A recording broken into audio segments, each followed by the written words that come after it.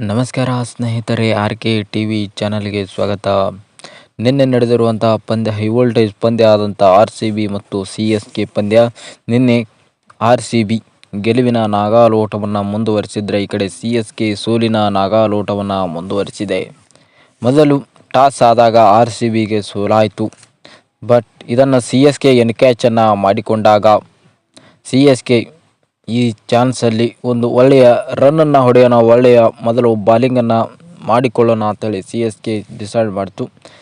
ಹಾಗಾಗಿ R C B ಬ್ಯಾಟಿಂಗ್ಗೆ ಬಂದಾಗ R C B ಬರೋಬ್ಬರಿ 20 ಓವರ್ಗಳಲ್ಲಿ 3 ವಿಕೆಟ್ ನಷ್ಟಕ್ಕೆ ಬರೋಬ್ಬರಿ 250 ರನ್ನನ್ನು ಹೊಡೆಯಲು ಮಾತ್ರ ಆರ್ ಸಿ ಬಿ ಬೃಹತ್ ಟಾರ್ಗೆಟನ್ನು ಸಿ ಎಸ್ ಕೆಗೆ ಕೊಡ್ತು. ಇದನ್ನು ನೋಡಿದಂಥ ಸಿ ಎಸ್ ಕೆ ಇದೇನು ಗೆಲ್ಲೋದು ಆಗೋದಿಲ್ಲ ಅಂಥೇಳಿ ತಿಳ್ಕೊಂಡು ಕಾಣಿಸುತ್ತೆ. ಹಾಗಾಗಿ ಸಿ ಎಸ್ ಕೆ ಬರೋಬ್ಬರಿ 19.4 ಓವರ್ಗಳಲ್ಲಿ ಕೇವಲ 207 ರನ್ನನ್ನು ಗಳಿಸಲು ಮಾತ್ರ ಸಾಧ್ಯವಾಯಿತು. ಸಿ ಎಸ್ ಕೆ 10 ವಿಕೆಟ್ಗಳು ಸಹಿತ ಉರುಳಿ ಹೋದವು.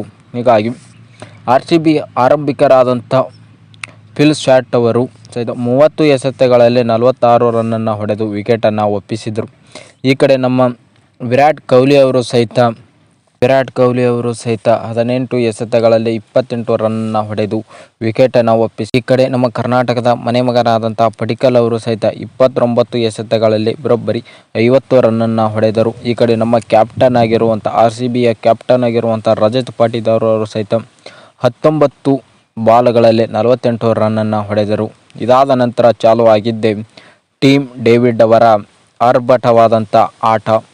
ಟೀಮ್ ಡೇವಿಡ್ ಅವರ ಒಂದು ಬಾಲು ಸಹಿತ ಚಿನ್ನಸ್ವಾಮಿ ಸ್ಟೇಡಿಯಂದಿಂದ ಹೊರಗೆ ಹೋಗಿದೆ. ಬರೋಬ್ಬರಿ 25 ಎಸೆತಗಳಲ್ಲಿ ಬರೋಬ್ಬರಿ 70 ರನ್ನನ್ನು ಟೀಮ್ ಡೇವಿಡ್ ಅವರು ಬಾರಿಸಿಕೊಂಡರು. ಕೇವಲ ಒಂದೇ ಓವರ್ಗಳಲ್ಲಿ 30 ರನ್ನನ್ನು ಸಹಿತ ಟೀಮ್ ಡೇವಿಡ್ ಅವರು ಬಾರಿಸಿದ್ದರು.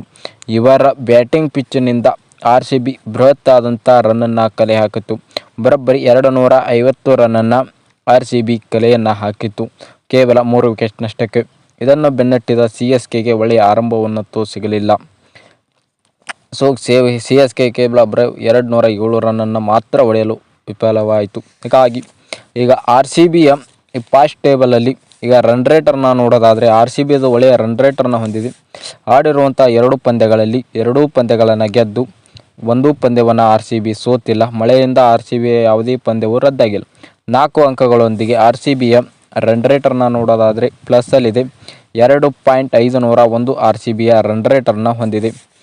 ಹಾಗಾಗಿ ಈಗ ಸಿ ಎಸ್ ಕೆದ ರನ್ ರೇಟರ್ನ ನೋಡೋದಾದರೆ ಆಡಿರುವಂಥ 3 ಪಂದ್ಯಗಳಲ್ಲಿ ಯಾವ ಪಂದ್ಯವನ್ನು ಸಿ ಎಸ್ ಕೆ ಗೆದ್ದಿಲ್ಲ. 3 ಪಂದ್ಯವನ್ನು ಸಿ ಎಸ್ ಕೆ ಸೋತಿದೆ. ಸಿ ಎಸ್ ಕೆ ಪಂದ್ಯವು ಸಹಿತ ಯಾವುದೇ ಮಳೆಯಿಂದ ರದ್ದಾಗಿಲ್ಲ. ಅಂಕಗಳು ಸಿ ಎಸ್ ಕೆದು 0 ಇವೆ. ಹೀಗಾಗಿ ಸಿ ಎಸ್ ಕೆದು ಈಗ ರನ್ ರೇಟರ್ನ ನೋಡೋದಾದರೆ ಮೈನಸ್ಸಲ್ಲಿದೆ. 2.517 ರನ್ ರೇಟರನ್ನು ಸಿ ಎಸ್ ಕೆ ಟೀಮ್ ಹೊಂದಿದೆ. ಹಾಗಾಗಿ ಸಿ ಎಸ್ ಕೆ ಕೇವಲ ಆರ್ ಸಿ ಬಿಯ ವಿರುದ್ಧ 207 ರನ್ನನ್ನು 10 ವಿಕೆಟ್ ನಷ್ಟಕ್ಕೆ ಹೇಗೆ ಕಳೆದುಕೊಳ್ತಾನೆ ಅನ್ನೋದಾದರೆ, ಆರಂಭಿಕವಾಗಿ ಸಿ ಎಸ್ ಕೆ ಟೀಮು ಯಾವುದೇ ಆದಂಥ ಓಪನಿಂಗನ್ನು ಸರಿಯಾದಂಥ ಪಡೆದುಕೊಳ್ಳಿಲ್ಲ. ಕೇವಲ ಒಂದೇ ಓವರ್ನಲ್ಲಿ 9 ರನ್ನನ್ನು ಗಳಿಸಲು ಒಂದೇ ಓವರ್ನಲ್ಲಿ 1 ವಿಕೆಟನ್ನು ಕಳೆದುಕೊಳ್ತು. ಇನ್ನು ಸಿ ಎಸ್ ಕೆ 24 ರನ್ನನ್ನು ಕೂಡಿಸೋದರಲ್ಲಿ 2ನೇ ಓವರ್ಗೆ ಕೇವಲ ಮತ್ತೊಂದು ವಿಕೆಟನ್ನು ಕಳೆದುಕೊಳ್ತು.